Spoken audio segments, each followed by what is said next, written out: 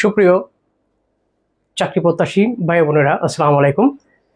যে যেখানে বসে আমার কথাগুলো শুনছেন এবং দেখছেন, সবাইকে আন্তরিক শুভেচ্ছা ও অভিনন্দন জানাচ্ছি সায়েন্স ম্যাথের পক্ষ থেকে এবং জব মেট একাডেমির পক্ষ থেকে আপনাদেরকে আন্তরিক শুভেচ্ছা ও অভিনন্দন জানাচ্ছি। তো সবচেয়ে বড় সুখের বিষয় হলো যে যারা সাধারণত চাকরি পরীক্ষাগুলো দিয়ে থাকো, তারা প্রতি সপ্তাহে যে চাকরি পরীক্ষাগুলো হয়, ওই প্রশ্নের উপর যদি একটু গবেষণা বা একটু চিন্তা বা ফিকির করতে পারো, তাহলে তোমার সামনে যে চাকরির পরীক্ষাগুলো আসে সেগুলো পরীক্ষা দিতে কিন্তু খুবই ইজি হয়। কেননা যে এই প্রশ্নের আলোকে তোমার একটা ভালো একটা ধারণা হবে এবং এটি মনে করবে এক একটা মডেল টেস্টের মতো তোমাকে কাজ দিবে। তো আজ আমি তোমাদের সামনে নিয়ে এসেছি এই যে গতকাল নৌবাহিনীর স্টোর কিপার পদে যে পরীক্ষাটা হয়েছে, সে স্টোর কিপার পদে যে 10টি অঙ্ক এসেছিল, সেই 10টি অঙ্ক আজ তোমাদেরকে আমি সমাধান করে দেবো, এই 10টি প্রশ্ন। তবে একটা জিনিস কি, যে যারা তোমরা আমার এই সায়েন্স ম্যাথ বইটি পড়ো, দেখে বইটি দেখি তো, যারা তোমরা আমার এই সায়েন্স ম্যাথ বইটি পড়ো তারা মিলাই নিবা, পৃষ্ঠা নম্বর এবং অঙ্ক নম্বর হুবহু দিয়ে দিচ্ছি। 10টির মধ্যে 10টি অঙ্ক কমন পড়ছে। আর আরেকটা কথা না বললে নয়, অনেকে বলে যে স্যার আপনার বইটা কি শুধু শর্টকাট, এই কথা আমাকে কেন যে বলে আমি কিছু বুঝি না। দেখেন এখানে প্রতিটি অঙ্ক প্রথমে আগে ব্রড নিয়মে করে দেওয়া আছে, তারপর শর্ট নিয়মে দেওয়া আছে। এখানে শুধু শর্ট বলে কোনো কথা নেই। শর্ট আমি শুধু শিখাই না, আমি প্রথমে বিস্তারিত শিখাই, যেন আগে মেধাটা বিকশিত হয়, দেন তারপরে যেন একটা টেকনিক শিখে রাখা ভালো, তাই একটা টেকনিক দিয়ে থাকি। তো যাই হোক, দেরি না করে আজকের যে সাধারণত আমরা এই স্টার কিপারের যে প্রশ্নটা রেখেছি, সে প্রশ্নটা আমরা একটু সমাধান করব। আমার কথাগুলো শুনতে পাচ্ছেন কিনা, সাউন্ড ক্লিয়ার কিনা, শুনতে পাচ্ছেন জানান। এই প্রশ্নগুলো কিন্তু অবশ্যই আপনারা সবসময় সলভ করেন, সে ম্যাথমেটিক্স হোক, বাংলা হোক, ইংলিশ হোক, সবগুলোই কিন্তু আপনারা অবশ্যই সমাধান করবেন। এটা যদি সমাধান করতে পারেন তাহলে সুবিধা হলো যে এই ধরনেরই প্রশ্ন কিন্তু আপনার কাছে ধরা দিবে, এই প্রশ্ন কিন্তু আপনার কাছে ধরা দিবে, মাথায় রাখবেন। আমাদের এখানে আছেন এখন অনেকে যুক্ত হয়েছেন, দেখা যাক। তো যাই হোক, এই প্রশ্নগুলো আগে আমরা একটু দেখে আসি। প্রথম প্রশ্নটা হলো যে এই যে ভাগ এবং পয়েন্ট আকারে দেওয়া থাকে, এই অঙ্কগুলো কিভাবে করব। তো এই অঙ্কগুলো করার সময় আমি দুইটা পদ্ধতি আপনি মনে রাখবেন। একটা হলো উত্তরগুলো কি অপশনে আছে, সাধারণ ভগ্নাংশে আছে,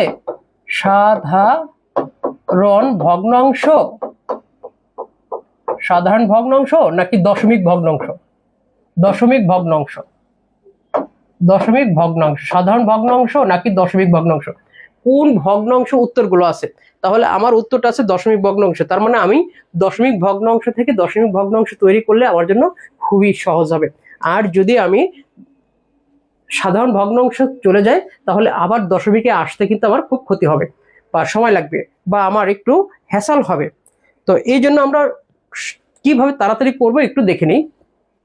যে এখানে দেখেন, আমি যদি এই 0.0005 এটা থেকে দশমিক তুলে দেই, তাহলে পাবো 1, আর হলো 4টা শূন্য। আর এখানে আছে হলো 0.08, এই দশমিকটা যদি তুলে দেই তাহলে পাবো 1, 3টা শূন্য। এবার আমি ভাগের কারণে গুণ চিহ্ন দিয়ে উল্টাই দেব, তাহলে নিচে থাকবে কত, 5, সরি এখানে থাকবে 5 আর নিচে থাকবে 4টার 1, 4টা শূন্য, গুণ দিয়ে এটা উপরে চলে গেল, 3টা শূন্য, 8। এখন লক্ষ্য করেন, আমার যদি এই উত্তরটা অপশনগুলো সাধারণ ভগ্নাংশ থাকতো, তাহলে আমি এটাকে কি করতাম, এই 3টা শূন্য কেটে দিলাম, তারপরে এই 5 এই 10-এর মধ্যে কতবার যায়, 2 বার, তার মানে আমার 8 দুগুণে কত, 16। এই প্রশ্নের উত্তর হতো 16, 1/16। এই প্রশ্নের উত্তর হতো 1/16, কিন্তু আমার যেহেতু প্রশ্নটার উত্তর দশমিক ভগ্নাংশে আছে, তাই আমার উত্তরটাকে দশমিক করতে হবে। এখন এই 16 1কে ভাগ করতে আমার সময় লাগবে, আবার ভুল হয়ে যাওয়ার সম্ভাবনা আছে। তো আমি এই ক্ষেত্রে যে কাজটা করব, এই লাইন থেকে আমি শুরু করি। দেখেন, এই 5/2 0 গুণন 1 0 0 0 নিচে কত 8। এই ধরনের ক্ষেত্রে আমার এই 1-এর সাথে যে শূন্যগুলো আছে এগুলোকে আমি কাটাকাটি করব না। দশমিক তৈরি করার জন্য যে সংখ্যাগুলো থাকে ওই সংখ্যাগুলোকে ভ্যানিশ করে দেব উপরের বাকি সংখ্যাগুলোর সাথে। দেখেন 8 দিয়ে যদি আমি এটাকে কাটি, তাহলে 8 অক্ষে 8, 8 দুগুণে 16, 4 5 8 40। তার মানে এখানে আমার থাকে হলো কত, দেখেন 5 125কে গুণ করলে 625, নিচে থাকে কত 1 0 0 0 0। এই যে আমি সহজে একটা জিনিস পেয়ে গেলাম, এখন আমার দশমিক পড়া খুবই সহজ হবে। কেন সহজ হবে? যে আমার নিচে শূন্য আছে কয়টি? শূন্য আছে আমার নিচে হলো মোট 4টি। কয়টি? 4টি শূন্য আছে আমার। তাহলে এই উত্তরটা হবে এরকম, এই দশমিকের পরে 4টি ডিজিট বসবে। কিন্তু আমি আগে দেখবো যে আমার উপরে সংখ্যাতে কতটা ডিজিট আছে। 3টা ডিজিট আছে, 6 2 5। তাহলে আমার লাগবে কয়টা? 4টা। এই জন্য আরেকটা শূন্য বসিয়ে এই যে 4টা ডিজিট দিয়ে আমি সংখ্যাটা তৈরি করলাম। এই জন্য সবসময় বলি নিচে 1 এবং 1-এর ডানে যে শূন্য থাকবে এটাকে দশমিক করার জন্য এটা কাটাকাটি করবেন না, তাহলে আপনার জন্য সুবিধা হয়। তাহলে এবার লক্ষ্য করছেন যে আমি যখন প্রশ্নে আসে বা আমি যখন শিখবো, তখন আমি প্রশ্নগুলো সাধারণত একটা দিকে শিখবো না, আমি ডানে বামে আশেপাশে শিখবো। কেন আশেপাশে শিখবো? যে আমার উত্তরটা হবে এই, কিন্তু আমার এটাও কখনো কখনো আসতে পারে। কিন্তু আমি যদি এইভাবে কাটাকাটি করি তাহলে আমি একটা বিপদে পড়ে যাব, বা এই যে এখানে ভাগ করতে গিয়ে আমার সমস্যা হতে পারে বা ভুল হতে পারে। এই জন্য আমি সহজে আমি এভাবে করার চেষ্টা করব। এটা সাধারণত যারা শিখায়, বিশেষ করে যারা শিখান, তারা কিন্তু এই কাটাকাটি করেই একটা ভাবে শিখাই দেন। কিন্তু মূল বিষয়টা হলো আমার দেখতে হবে আমার উত্তরটা কোন দিকে আছে, সাধারণ ভগ্নাংশ আছে না দশমিক ভগ্নাংশ আছে। যেটা আছে ঠিক আমি সেটাই করব। আশা করি বুঝতে পারছেন। এই প্রশ্নের উত্তর হলো আমাদের কত? খ নম্বর। খ। যারা পারছেন তারা বলেন আলহামদুলিল্লাহ, আর যারা পারেননি তারা আবার করার চেষ্টা করবেন। 2 নম্বর অঙ্কটা, এই অঙ্কটা বহুতবার আসছে, বহুতবার। মজার বিষয়টা কি, আপনার জীবনে কম পক্ষে 2 থেকে 5 বার পাবেন। সরল সুদের হার কত হলে কোনো মূলধন 8 বছরে সুদে আসলে 3 গুণ হবে? সুদে আসলে 3 গুণ হবে। কোনো মূলধন 8 বছরে সুদে আসলে 3 গুণ হবে, 3 গুণ হবে। তাহলে আমি এখানে দেখেন একটা জিনিস লক্ষ্য করে, আমি প্রথমে ধরলাম আসল হলো আমার পি, সুদে আসলে আমার কত হবে? 3 গুণ হবে, তাহলে 3p। তাহলে এবার বলেন তো সুদ কত হবে? সুদ হবে হলো 3p থেকে p বাদ দিলে 2p। তাহলে এবার লক্ষ্য করে দেখেন আমার পি এর কত পার্সেন্ট জানি না, ধরলাম r%। কত বছর? 8 বছর। কত টাকা সুদ হবে? 2p সুদ হবে। তাহলে এইখান থেকে যদি আমি ক্যালকুলেশন করি, পিটা ওই পাশে নিয়ে যাব, আর এই পার্সেন্টেজের মানটা 1/100 বসাবো, ইন্টু 8 ইজ ইকুয়াল টু পিটা ওই পাশে নিয়ে যাব। এই যে পি কেটে দিলাম। এই 8 কে 4 দিয়ে যদি কাটি 2 হয়, আর এখানে হয় কত? 4 পজিশন 100। তাহলে এই 8 সমান সমান, এই যে এখানে আছে 2, উপরে চলে গেল 25, নিচে এই 2 চলে গেল। তাহলে 2 কেটে দিলে কত হয়? 25%। এই প্রশ্নের উত্তর 25%। এটাই ব্রড, এটাই শর্ট, এটাই ম্যাজিক, এটাই লজিক, এটাই বিস্তারিত, এটাই সবকিছু। কিন্তু যখন আমরা আরেকটু সহজে করতে যাব, তখন এই সূত্রটা আপনি মনে রাখতে পারেন। SMA শাহিনস মেথডে এই জিনিসটা মনে রাখতে পারবেন। সেটা হলো হার ইজ ইকুয়াল টু গুণ, গুণ আছে কত? এই যে 3 গুণ, এই যে গুণ, তার সাথে 1 বাদ যাবে। এই যে এখানে 3 গুণ থেকে 1 বাদ গেছে না, বাদ গিয়ে 2p বসছে, সেই 2pটা। তাহলে 1, আর নিচে হলো সময়, ইন্টু মামা 100। এই 100 আজীবন বসে যাবে। তাহলে 3 গুণ মাইনাস 1, সময় হলো 8, ইন্টু মামা কত? 100। এই দুইটা বিয়োগ করলে কত হয়? 2। এই 2 দিয়ে এই 8 কে কাটলে 4, এটাকে 100 কে কাটলে হয় 25। তার মানে এই প্রশ্নের উত্তর হলো 25%। কিন্তু কখনো কখনো এই হার না চেয়ে সময়ও চায়। ঠিক একই রকম কাজ করেন, সময়টাকে এখানে নেবেন, হারটাকে এখানে দিবেন, হয়ে যাবে অ্যান্সার। যাই থাক না কেন বসাই দেবেন। তো সময়ও চাওয়া হয়, হারও চাওয়া হয়। কে কোথা থেকে দেখছেন একটু কাইন্ডলি উল্লেখ করেন তো, আর একটা শেয়ার হয় না। পরের অঙ্কগুলো করব, যদি আপনারা লাভ দেন, ভালোবাসা দেন, কমেন্ট করেন, শেয়ার করেন, তাহলে অঙ্কগুলো করব, করে আমি শান্তি পাবো। দেখি কে কে কটা শেয়ার দিতে পারে। আর প্রতিটা পরীক্ষার শেষে এভাবে আমাদের সমাধানগুলো পাবেন, যেন আপনি খাতা কলমে বসে বসে করে এগুলো ঠিক করে রাখতে পারেন। একটা খাতা তৈরি করবেন, সেটা 2 দিস্তা হোক 3 দিস্তা হোক, এটাকে শুধু একটা তারিখ দিয়ে এই কথাটা লিখবেন, বাংলাদেশ নৌবাহিনী ইনস্টলমেন্ট নিয়োগ এত তারিখ, এটা দিয়ে অঙ্কগুলো করে রাখবেন। এভাবে পরীক্ষার মধ্যে আপনার আর বেশি অঙ্ক করতে হবে না, শুধু এইগুলো একটু দেখবেন, দেখবেন অনেক কিছু পাওয়া যাবে। তো এই যে এখান থেকে আমরা যেটা শিখলাম, এখান থেকে কিন্তু 2টা জিনিস আমরা পাবো। একটা হলো কখনো কখনো এই যে 8 বছরের দ্বিগুণ হবে, সেই ক্ষেত্রে হার নির্ণয় করতে বলা হয়, আবার সুদের হার নির্ণয় করতে হয়, আবার কখনো সময় নির্ণয় করতে হয়। 2টা জিনিস মেকআপ করে নিন, সময় এবং হার। আমরা পরের প্রশ্নে চলে যেতে চাচ্ছি।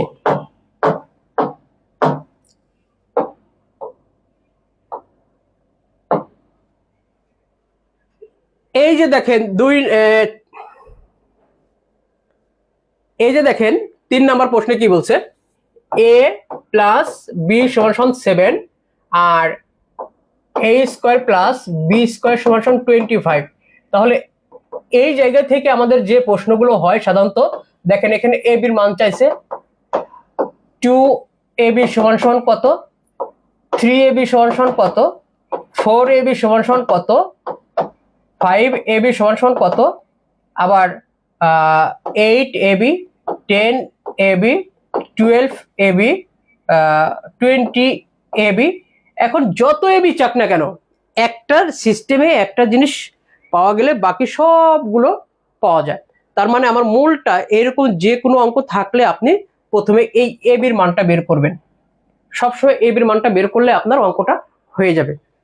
এবার লক্ষ্য করে দেখেন, আপনি যখন এই জায়গা থেকে এই সূত্রটা অ্যাপ্লাই করবেন, a square plus 2ab plus B square সমান a plus B whole square, অর্থাৎ a plus B whole square সমান a square plus 2ab plus B square.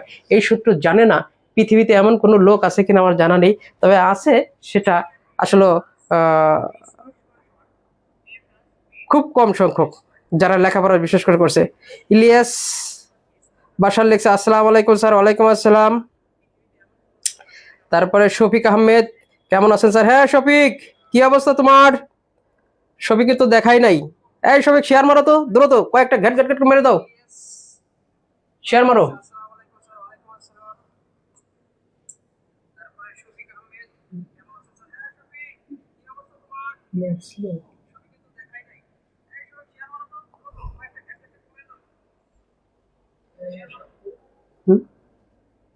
এরকম কেন?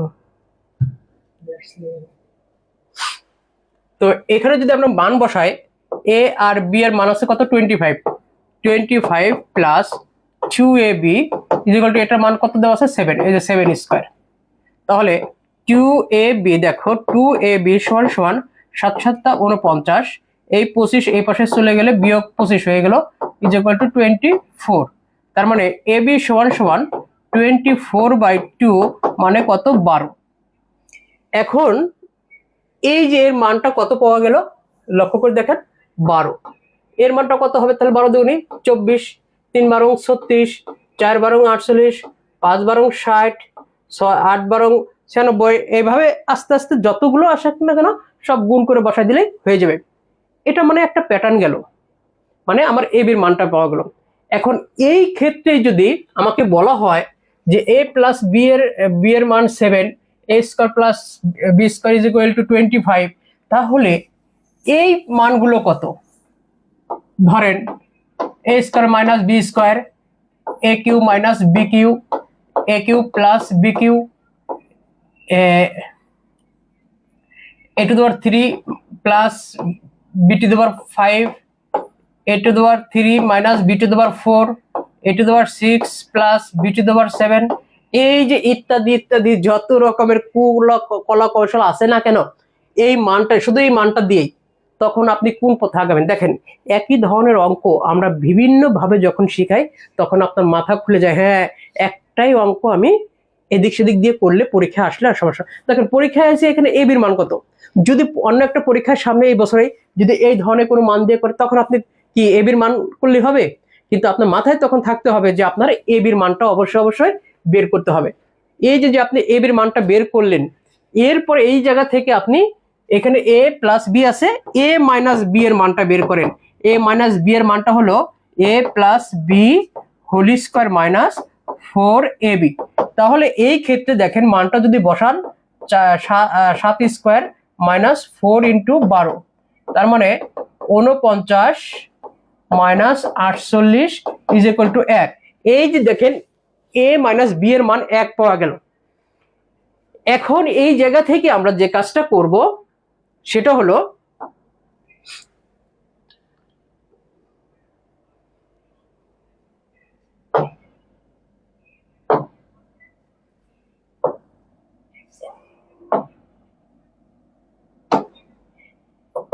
এ প্লাস বি সমান সমান 7 পেয়েছি,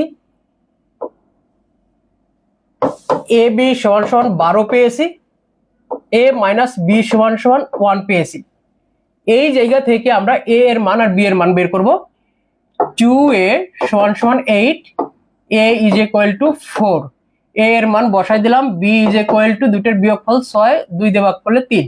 তার মানে দেখো a এর মান 4, b এর মান 3। এখন যত রকমের পাওয়ার থাক যাই থাক উল্টা পাল্টা যাই থাক না কেন তুমি বসাই দাও, a square minus b square মানে কত, আমি সূত্র না ফেলে সরাসরি 4 স্কয়ার মাইনাস 3 স্কয়ার বসিয়ে দিলাম। আবার ধরো a কিউব মাইনাস b 6, তার মানে a কিউব এর মান কত 3, b কিউব এর মান কত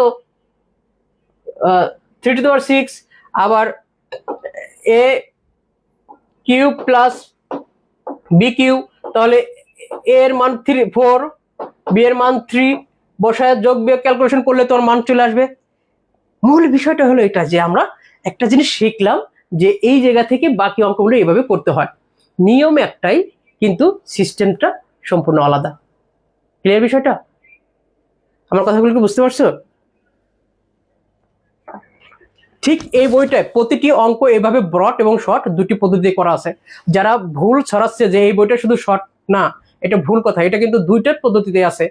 প্রথমে ব্রড, প্রতিটি অঙ্ক ব্রড নিয়মে, যে কোনো অঙ্ক দেখেন প্রথমে আগে ব্রড তারপরে শর্ট, ব্রড শর্ট, যে কোনো জায়গায় দেখেন ব্রড শর্ট, ব্রড শর্ট বের করলে পাওয়া যাবে। একাধিক ব্রড একাধিক শর্ট নিয়মে করা আছে। এই মুহূর্তে আমাদের সাথে আছে ইউএন হেনা। মিস হয়ে গেল অনেক সময়, না সমস্যা নাই হেনা, এটা আবার দেখতে পারবা, ভিডিও দেখতে পারবা, ভিডিও থেকে যাবে। আর তোমরা আমার পেজটাকে ফলো করবা, আর যারা যারা আমার পেজের সাথে যুক্ত নাই তারা অবশ্যই পেজে ফলো দাও। আর আমার এই ভিডিওগুলো সবই পাবা এই YouTube channel Shahin's math YouTube channel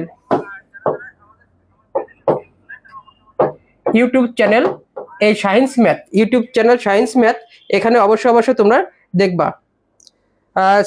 Shafiq Ahmed বলছে share done, okay thank you. Al Arafat Ratul লেখছে 7টা to 10টা, 7টা 10-এ। নেহা নোটিফিকেশন আসে না স্যার, বুঝতে পারিনি। ওহো আচ্ছা ঠিক আছে, তাহলে নেহা এবার আমরা পরের অঙ্কটায় চলে যাই। তাহলে ওই ধরনের অঙ্ক আসলে অবশ্যই হবে না পারবো।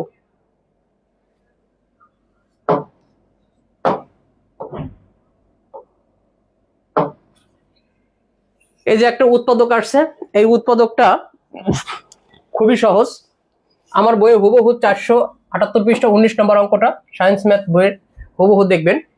তো এই জায়গায় একটা জিনিস আমি শিখাবো, দেখেন a square minus plus 2ab plus মানে b স্কয়ার, এই অঙ্কটা একই রকম।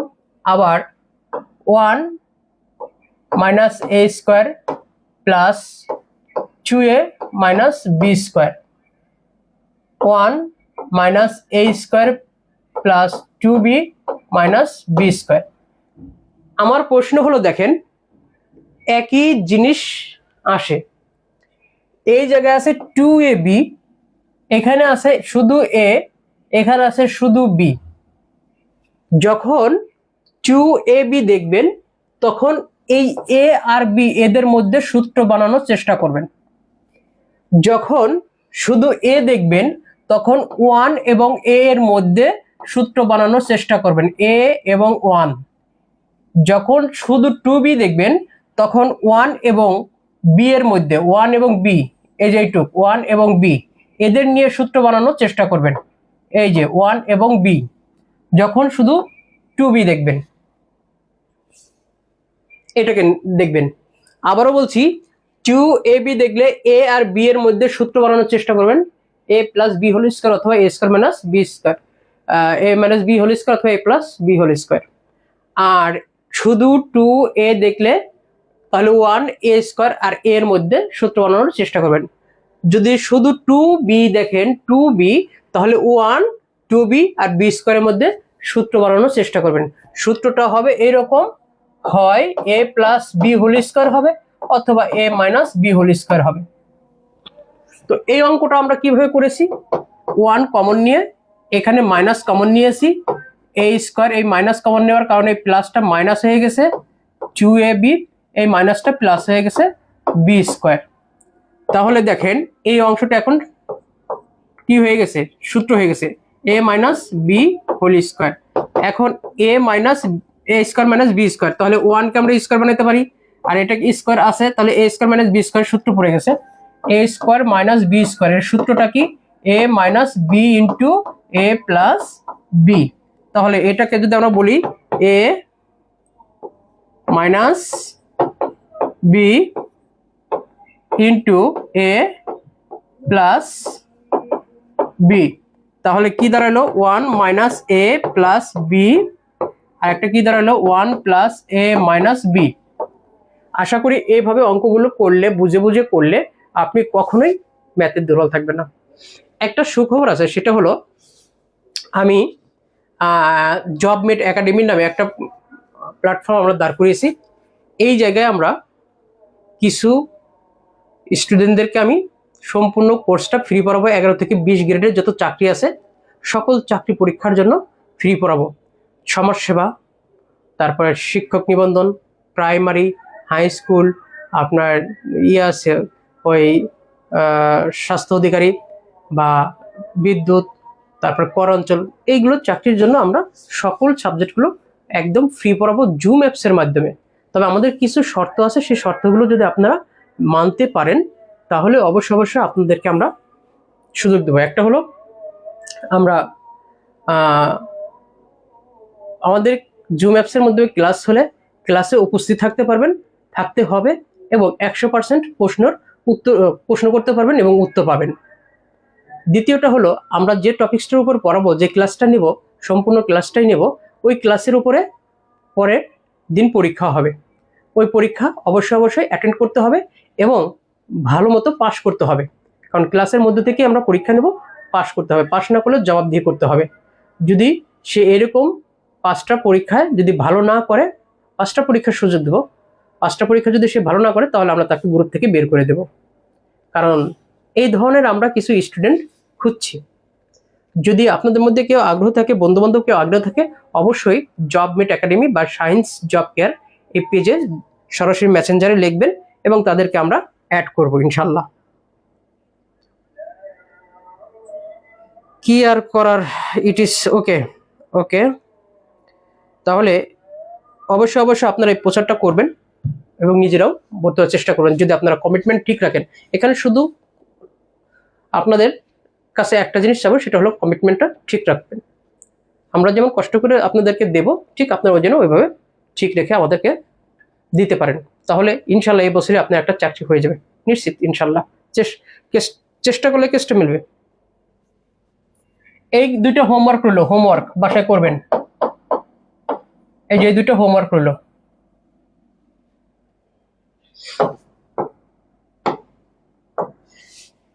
শূন্য হতে 99 পর্যন্ত সংখ্যাগুলোর যোগফল। দেখেন এই প্রশ্নটা 0 থেকে 99 পর্যন্ত যে কথা 1 থেকে 99 পর্যন্ত একই কথা, কারণ শূন্যের মান নেই, কিন্তু এখানে পদ সংখ্যা কিন্তু ভিন্ন রকম। এখন যদি বলি 0 থেকে 99 পর্যন্ত পদ সংখ্যা কয়টি? পদ সংখ্যা এখানে কিন্তু 100টি, আর এখানে কয়টি? 99টি। তাহলে কি সমষ্টি ভিন্ন হবে? না। গড় যদি বের করতে বলতো তাহলে ভিন্ন হতো, যেহেতু গড়ের কথা বলেনি, শুধু বলছে সমষ্টি, এই জন্য এখানে আর ভিন্ন হওয়ার সুযোগ নেই, কারণ শূন্যের কোনো মান নেই। পদ 100টি হলো হওয়া যে কথা, 99টি হওয়াও সে একই কথা, কারণ এখানে শূন্যের মান না থাকায় এখানে কোনো সমস্যা হবে না। তো যাই হোক, এই অঙ্কটা যখন আমরা সাধারণত পরীক্ষা হলে করেছি, এই পদ সংখ্যাটা আগে লাগবে আমাদের, পদ সংখ্যাটা লাগবে। পদ সংখ্যা সমান সমান শেষ পদ মাইনাস প্রথম পদ ডিভাইডেড বাই অন্তর যোগ 1। তাহলে শেষ পদ ছিল 99 আর প্রথম পদ ছিল 0, অন্তর ছিল 1, কারণ প্রতি পদে পার্থক্য 1 যোগ 1, তাহলে 99 আর 1 কত? এই যে 100টি পদ।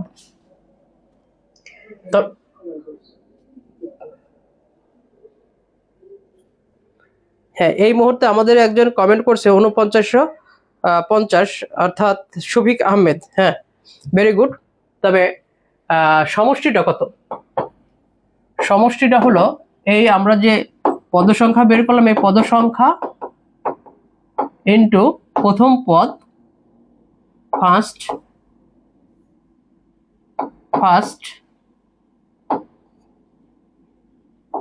ইন্টু লাস্ট, এটা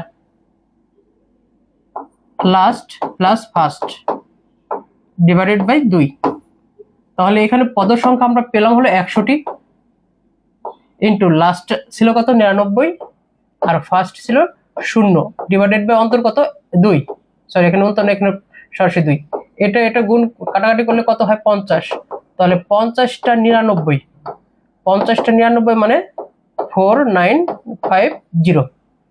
তবে একটা জিনিস, যখন আমরা এই অঙ্কগুলো সরাসরি করব তখন আমরা জানি যে 1 থেকে 100 পর্যন্ত সাধারণত আমাদের সমষ্টি হলো 50-50। এটা যদি কেউ হিসাব করে বের করে আমার সামনে পেলে তার মারবো, কারণ 1 থেকে 100 পর্যন্ত এটা হিসাব কি কিছু না, সরাসরি মুখস্থ। এটা দুনিয়া উল্টা গেলেও এটা পরিবর্তন আর আসবে না। তাহলে এটা একটু ঠাটায় মুখস্থ রাখার সমস্যা আছে, পরীক্ষা আসলে কি করবো? না, করবো না, সরাসরি জানি 50-50, 1 থেকে 100 পর্যন্ত সমষ্টি 50-50। যেহেতু এখানে 99 পর্যন্ত কইছে, তার মানে 100 নাই, তার মানে 100 বাদ দিয়ে দিলেই 4950। এইগুলো সাধারণত একটু টেকনিক খাটাতে হয়, বুদ্ধি পড়তে হয়, বুদ্ধি খাটাতে হয়, না খাটালে ব্রেন সার্কেল বাড়ে না, এবং অঙ্ক বা যে কোনো জিনিস সহজে আপনি পারবেন না। একটা জায়গায় সম্পূর্ণ আপনার ফ্রি হতে হবে, এবং সেখান থেকে কিভাবে সহজে কাজ উদ্ধার করে চলে আসতে হবে, এই বুদ্ধিটা আপনার রাখতে হবে। আর এই বুদ্ধিগুলো বের হয় একমাত্র অঙ্কের মাধ্যমে। অঙ্ক যত করবেন তত পারবেন। আখতারুজ্জামান হীরা বলছেন, কলমের কালিটা মোটা করে দেন গুরু, ঠক ঠক শব্দ হয় কেন? আসলে ঠক ঠক শব্দ হয়, বয়স হয়ে গেছে তো এই জন্য ঠক ঠক শব্দ হয়। ওই যে লাঠি খুঁটে খুঁটে খুঁটে খুঁটে খুঁটে দিয়ে হাঁটে, এই জন্য। আখতারুজ্জামান হীরা, অনেক ধন্যবাদ তোমাকে। হিরো লাগছে স্যার। আসলে হিরো একসময় ছিলাম, এখন আসলে হিরো নেই।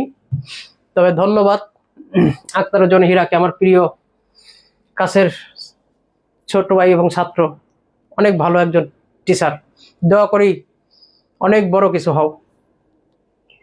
তবে একটা জিনিস মাথায় রাখতে হবে, প্রতিটা জিনিস পড়ানোর সময় আগে পরে একটু দিয়ে দিতে হবে, ঠিক আছে?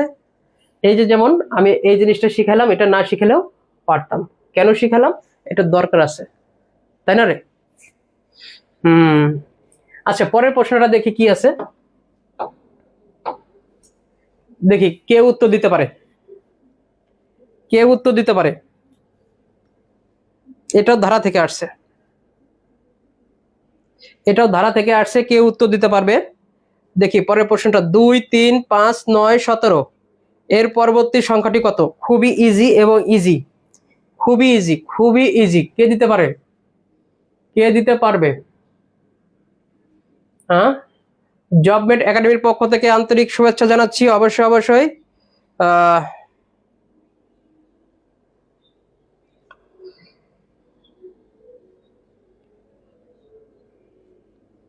কই ইলিয়াস, কই ইলিয়াস, শফিক, ইউএন হেনা, উত্তর দাও।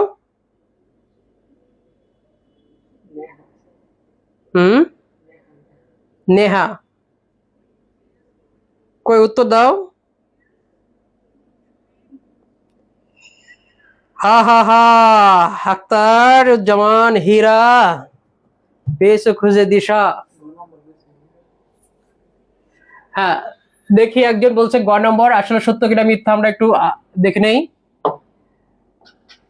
2, 3, 5, 9, 17।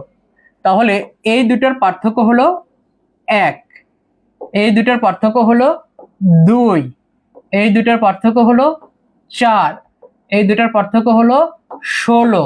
তার মানে 8। তার মানে প্রতিটা আগের সংখ্যা থেকে পরেরটা ডাবল হয়ে আসছে।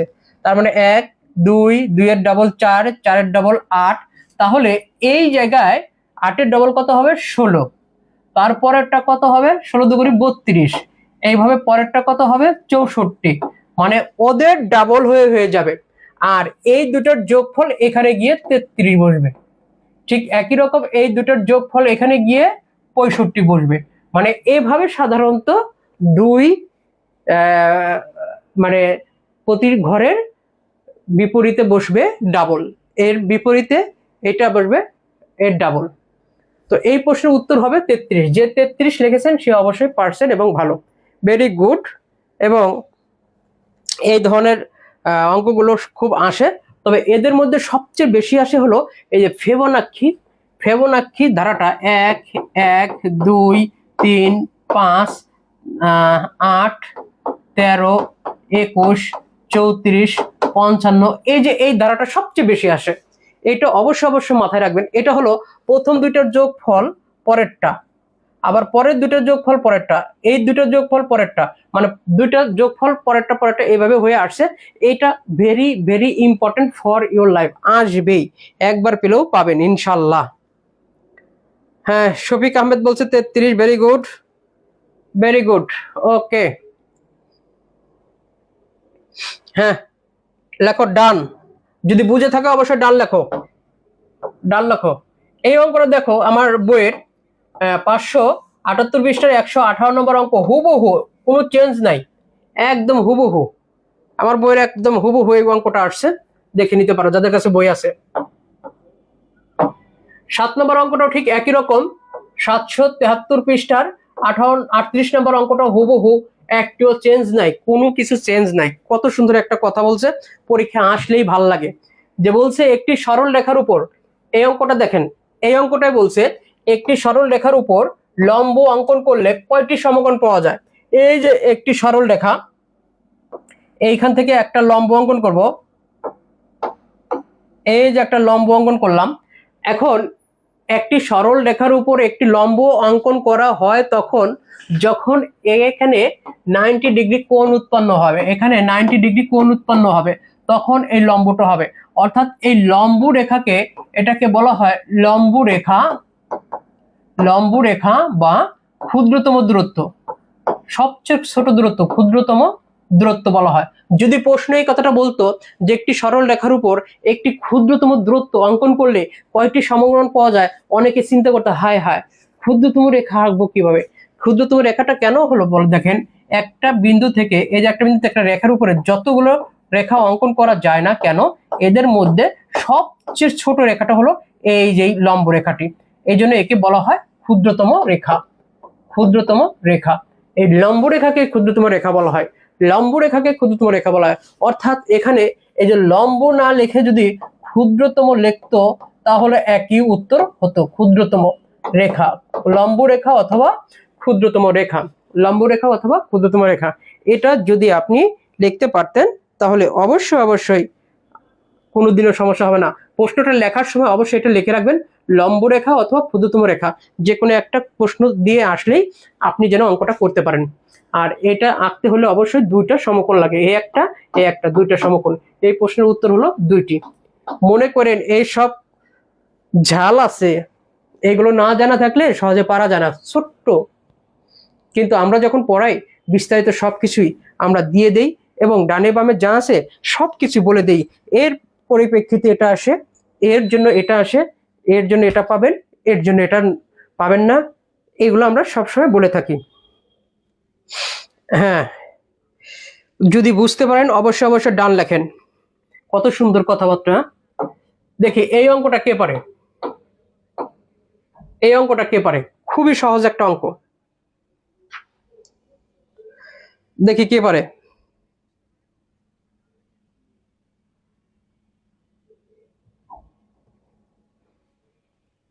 কেউ কি উত্তর করছেন? দেখেন দেখেন এই অঙ্কটা একজন কর্মচারীর বেতন 15% বৃদ্ধি করা হলো, 15% বৃদ্ধি করা হলো এবং সে বৃদ্ধি করার পরে তার এই টাকাটা পেয়েছে, মূল টাকার সাথে এই টাকাটা পেয়েছে, মানে আগে যা ছিল তার সাথে এটা বৃদ্ধি করার পরে বাড়তি অংশ এবং আগের অংশটা দুটা মিলে পেয়েছে। তাহলে তার মূল বেতনটা কত? তার মূল বেতনটা হলো 100%। আমরা জানি মূলধন সাধারণত 100%। তাহলে তার বৃদ্ধি পেয়েছে কত? 15%। তার মানে আগে ছিল হলো 100% আর পরে বৃদ্ধি পেয়েছে 15%। তার মানে মোট হয়েছে 115%। এই 115% সে কত টাকা পেয়েছে? 17,250 টাকা পেয়েছে। 1% সে কত টাকা পাবে? 17,250-কে 115 দিয়ে ভাগ করলে যা পাওয়া যায়। আর আমার মূলধনটা ছিল 100%, তাহলে 17,250 বাই 115 ইন্টু 100%। তাহলে এটাকে যদি আমরা কাটি, এখন এই 5 দিয়ে যদি কাটি, 5 কুড়ি 100, 5 23 115, 23 দিয়ে যদি কাটি তাহলে পাবো হলো 750। তাহলে 750-কে 20 দিয়ে গুণ করলে 15,000। এই প্রশ্নের উত্তর 15,000। 15,000। কে কে উত্তর দিয়েছে দেখি। হ্যাঁ, ডান 2।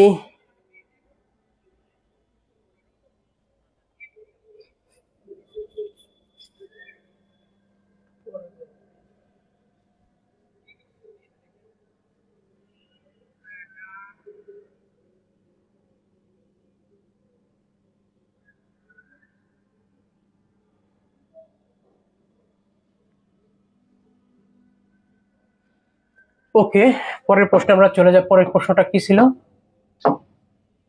ও, আরেকটা সরল অঙ্ক, এটা খুবই ইজি, এটাও ঠিক একই রকম। আমরা আমাদের যেহেতু এটা কিসে আছে, দশমিক ভগ্নাংশে আছে, আমরা এটা দশমিক ভগ্নাংশে করব। তাহলে এটাকে যদি আমরা ভাঙি তাহলে কত পাবে? 0.001, দশমিকের জন্য 1, পরে 3টা ডিজিট, এর জন্য 3টা শূন্য, ভাগ 0.010, এর জন্য একটা ডিজিট শূন্য, সরি দশমিক উঠে গেলে 1 আর 3টা ডিজিট, 3টা শূন্য, আর এখানে আছে হলো 0.1, এটা উঠে গেলে 1, এটার জন্য 0। এখন আমরা এটাকে ভেঙে দেব। তাহলে এখানে আছে কত? 1, নিচে আছে 1000, এটাকে ইনটু দিলে 1000 উপরে উঠে গেল, আর নিচে আসলো কত? 10। এই 10 উপরে উঠে গেল, নিচে সরি এটা তো যা আছে তাই থাকবে, 1/10। তাহলে এই 1000 কেটে গেল, উপরে থাকলো 1 আর নিচে থাকলো 10 10 100। তাহলে নিচে দুইটা ডিজিট, দুইটা শূন্য, তাই দশমিকের পরে দুইটা ডিজিট হবে। তাহলে যেহেতু একটা ডিজিট 1 আছে আর একটা ডিজিট শূন্য দ্বারা পূর্ণ হবে, সবসময় মাথায় রাখবেন যে এইরকম ডিজিট যদি আমার দুইটা থাকে, একটা বসানোর পরে এই দশমিকের পরে শূন্য হয় কিন্তু ডিজিট বসানোর পরে শূন্য হয় না, এরকম এই 1-এর পরে এরকম দিলে হবে না। দিতে হবে কিভাবে? এই আগে সংখ্যাটা, উপরে সংখ্যাটা বসানোর পরে তারপরে দশমিকের দিকে শূন্য দিতে হবে। যদি মনে করেন যে 1 এরকম থাকতো, তাহলে আমি কি করতাম? দুইটা শূন্য দশমিকের পরে বসে তারপরে একটা 1 দিতাম, এই 1, এইভাবে হলো বসাতে হয়। তো এই প্রশ্নের উত্তর হলো 0 0.1 ক নম্বর।